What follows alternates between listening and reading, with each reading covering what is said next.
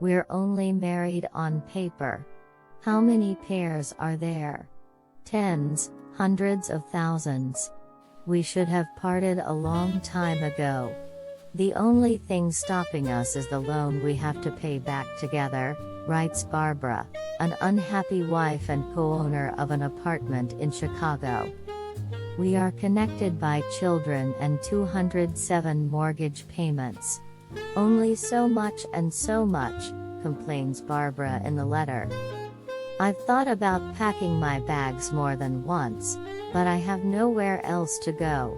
The apartment we've been paying off for 10 years is all I have. My husband and I stopped talking for a long time. I know that in court he would fight like a lion, says the 40-year-old about his marriage. She went to a lawyer secretly from her husband. Divorce just doesn't pay off in our situation, our reader reveals. Her letter is published below. We are connected by children and 207 mortgage installments. Just so much and so much. How is this possible? My life has long ceased to resemble what it was 10 years ago. I met my husband in college. We lived in the same dormitory. It wasn't some great love, but we had a good time together. Yes, he does not have an easy character, but I also have a hot temper. Maybe that's what brought us together.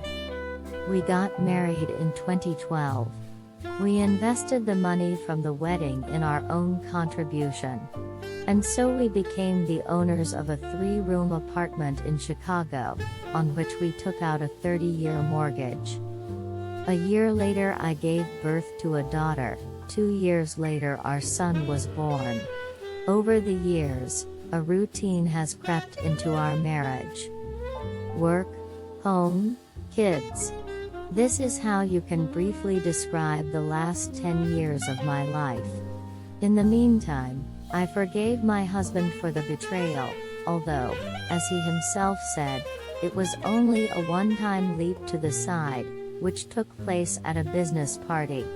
The alcohol was to blame, not him, my partner believes. Without a doubt, it was a turning point in our marriage. We have grown apart both literally and figuratively. I think I just stopped loving him. We haven't slept together in 3 years. He occupies the couch in the living room, I have the bedroom to myself. We are practically married only on paper. How many pairs are there? Tens, hundreds of thousands. We should have parted a long time ago. The only thing stopping us is the loan that we have to pay back together. And the children we raise together. More than once I thought about packing my bags, but I have nowhere to go. My husband and I stopped talking for a long time. Children are already going to school, they are getting smarter, they know that this is not how the life of a family of 4 should look like. Once my daughter asked me if I love my dad. Somehow I got out of this awkward question.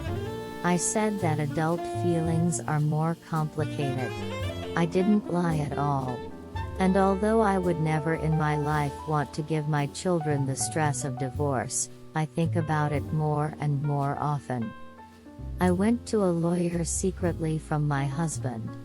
I listened to an hour-long lecture on divorce, division of property. The expert presented me with all possible solutions, from selling the apartment to paying off my husband, if I decided to stay in our house. Neither of the 2 options are beneficial to me. When we signed the contract with the bank years ago, we thought that we would be able to repay the loan earlier.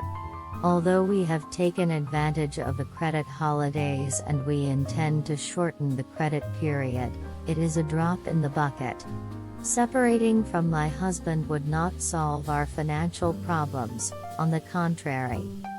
The apartment we've been paying off for 10 years is all I have. The lawyer believes that this is the last call to sell the property at a favorable price. He convinced me that next year housing prices would start to fall. We would pay off the loan with the cash from the sale. And what's next? I'm not taking another loan from the bank. I can't afford to pay the mortgage alone. I can't even afford my own contribution. We even share savings with my husband. In our situation, divorce simply does not pay off.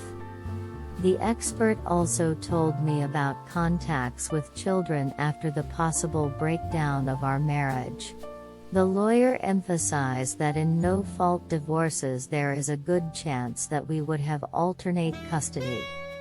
Just the thought of not seeing my son and daughter for 2 weeks a month makes me want to cry.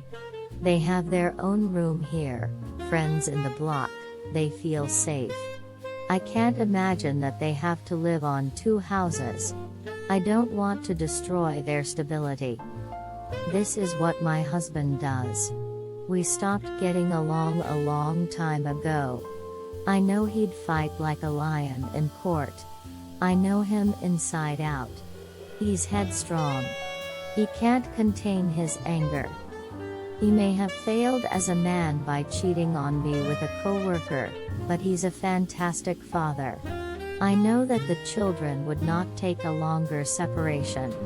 And they are the most important to me. I didn't think my life would turn out like this. According to our bank's schedule, we will pay the last installment in 2042. This prospect does not fill me with optimism, nor does the vision of being married to the father of my children. It seems that I will not leave my husband until the last installment of the loan is paid off.